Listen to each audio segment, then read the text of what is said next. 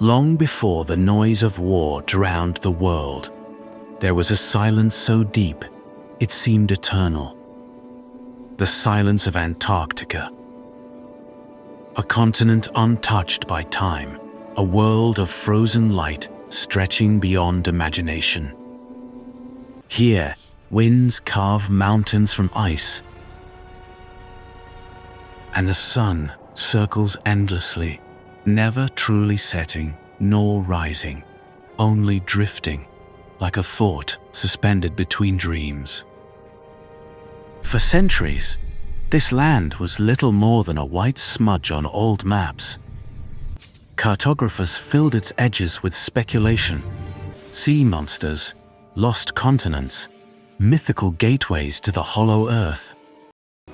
But by the early 20th century, the age of exploration had reached its farthest horizon. The poles were no longer the realm of myth. They had become the last frontiers of knowledge, the limits of ambition. In Europe, that ambition burned brightest in Germany. After the First World War, a nation broken and humiliated sought redemption, not only through power, but through meaning. The promise of ancient origins, of hidden strength, of a destiny buried deep in the past. In the years leading to the Second World War, this search for forgotten wisdom would take form in an organization both scholarly and secretive, the Ahnenerbe, or Ancestral Heritage Research Institute. Its founders believed that history held clues to mankind's untapped potential, that the myths of the ancients were not just stories, but encrypted memories of real civilizations lost to time.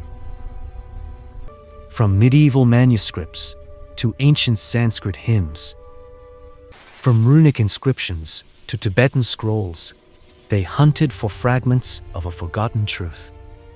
A belief that a master race had once harnessed an invisible force called vril, an energy of creation and consciousness itself.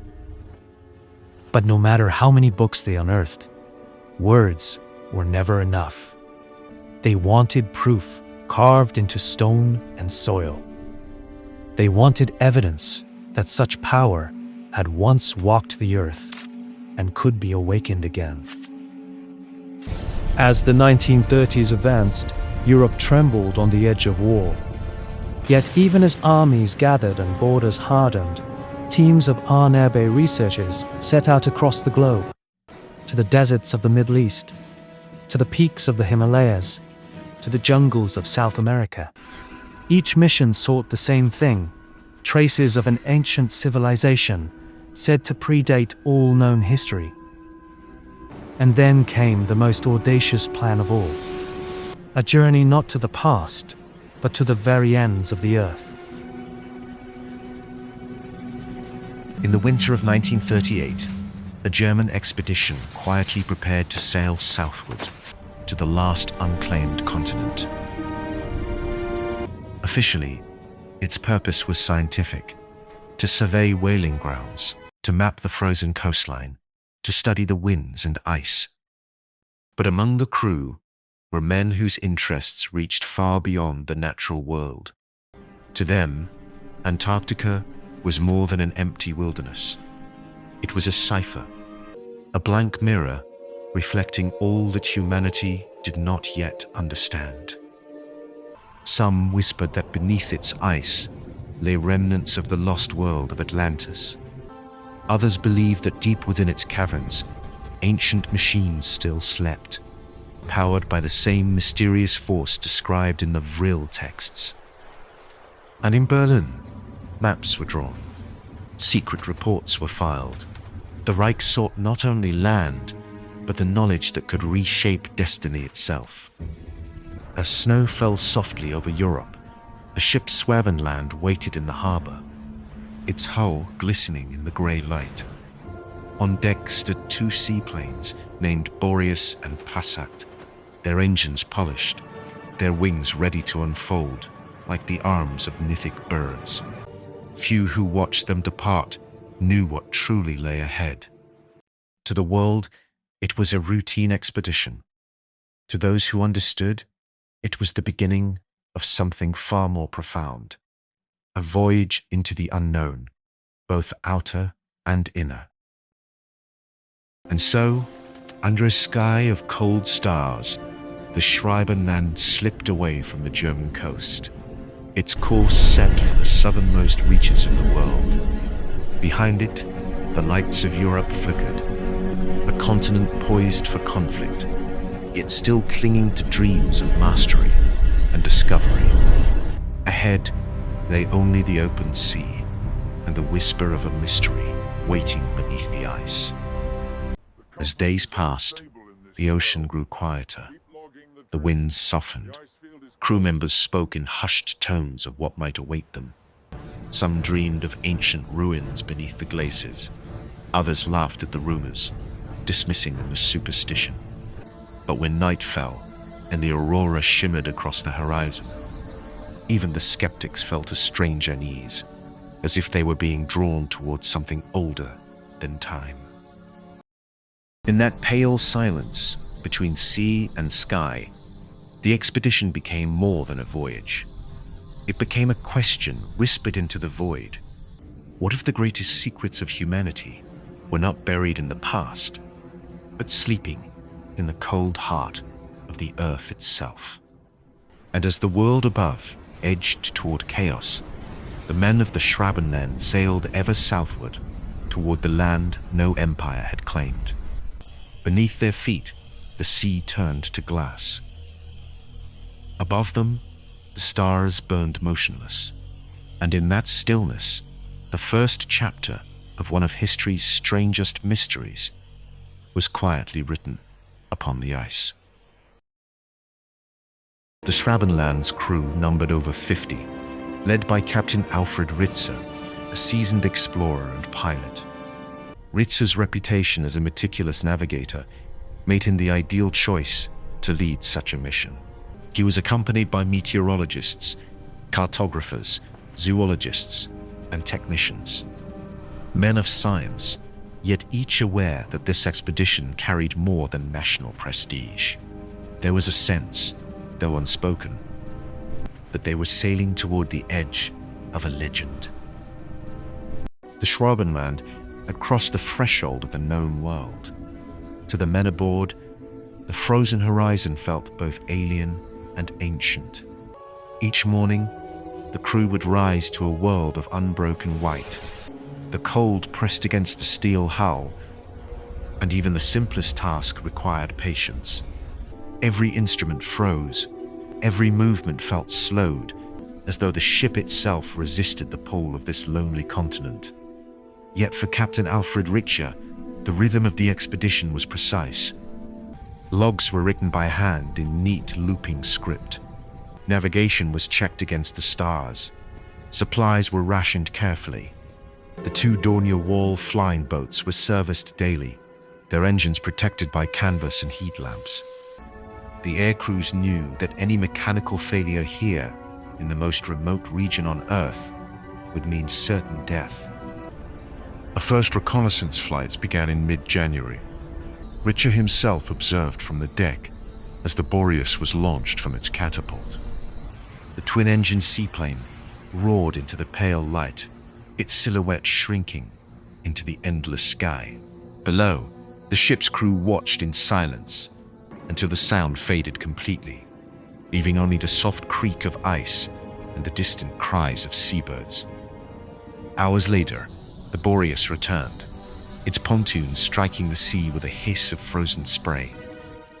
The men gathered around as the pilot stepped out, their faces pale but excited. They had seen mountains, real mountains, rising from the ice like the spines of some sleeping beast. They had also seen areas where the snow thinned to reveal patches of bare, dark rock.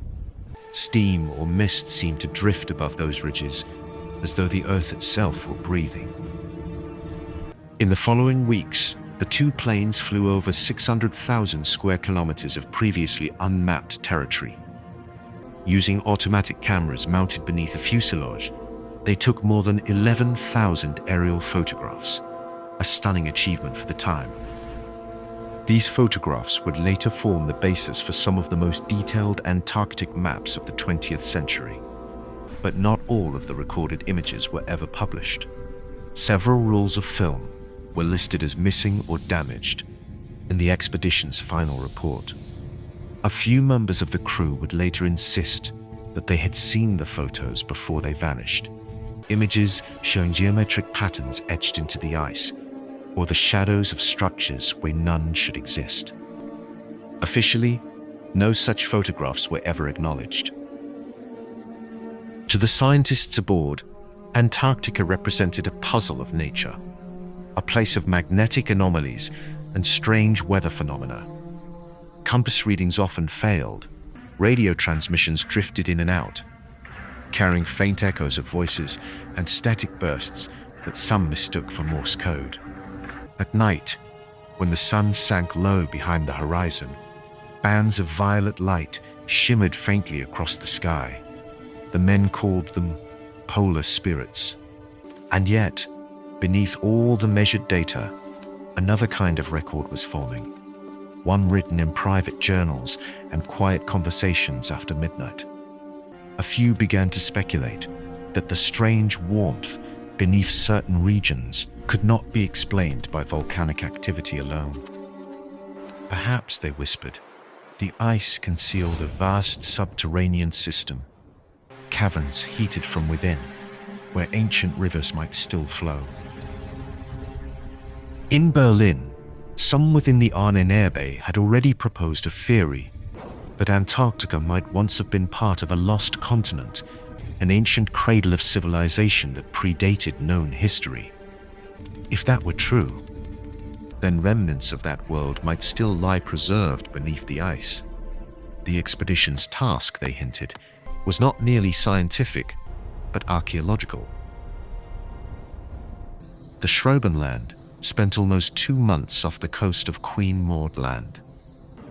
Despite temperatures that plunged below -30, the work continued without pause. Flags bearing the black swastika were dropped from the planes, marking what the Reich declared to be its territory, Schwabenland, or New Swabia.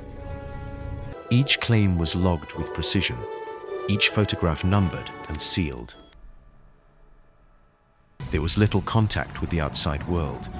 Messages were transmitted via encrypted radio code and received only sporadically.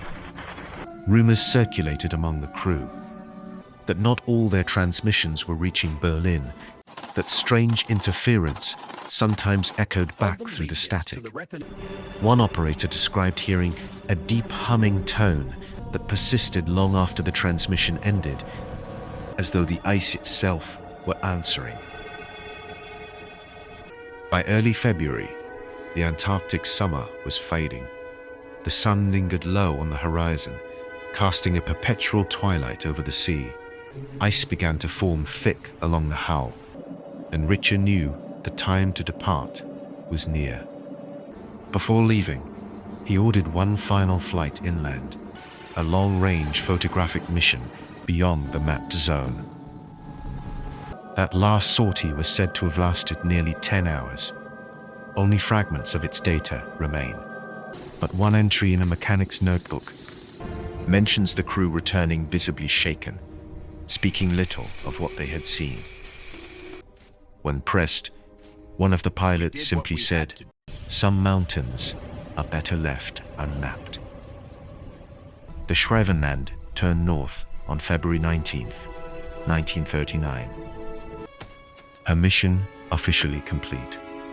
She crossed back into warmer waters, her decks now crowded with crates of film and survey instruments.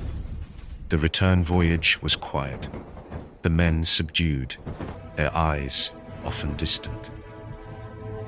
Whatever they had sought, whatever they had found, it would soon vanish into sealed files and whispered history. When the expedition arrived in Hamburg that April, the world was already on the brink of war.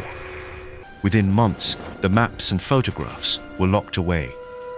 Captain Rich's public report spoke only of ice and weather, fauna and geology, a flawless exercise in official understatement.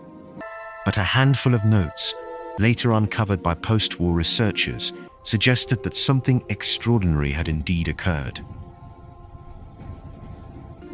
Among the few declassified fragments was a reference to thermal anomalies detected by airborne instruments, an observation that had no clear explanation. Another file mentioned magnetic disturbances unrelated to known polar variations. Beyond that, the record ended abruptly, as if the story itself had been frozen mid-sentence. The Schwabenland never returned to Antarctica. During the war, she was reassigned for military transport and later scuttled by Allied forces. But her legend endured. In the years to come, she would become the centerpiece of countless theories, a vessel whose true destination, some believed, lay not merely across the seas, but beneath them. And so, as history marched toward its darkest hour, the echoes of that voyage faded into rumor. The ice remained silent, and the world turned its gaze to war. But history does not erase truths, it buries them. What vanished from the official record did not disappear by accident. It was isolated, fragmented, stripped of context until it could no longer speak for itself. Yet the coordinates remained, too precise to be meaningless, too carefully avoided to be ignored. Decades later, when those suppressed fragments were finally aligned, they revealed not confusion, but intent. A boundary crossed without authorization, measurements that should not exist, and observations so disruptive they could never be released to a world already on the brink of collapse. The ice was not empty, and Antarctica was not the end of the journey. In the next episode, we will follow the data that was never meant to survive, the darkest secret of the mission, and what the expedition encountered beyond the known limits of the world. If you want to uncover what was buried beneath the ice, subscribe to Beyond the Known, because some truths were not lost to time, they were hidden from you.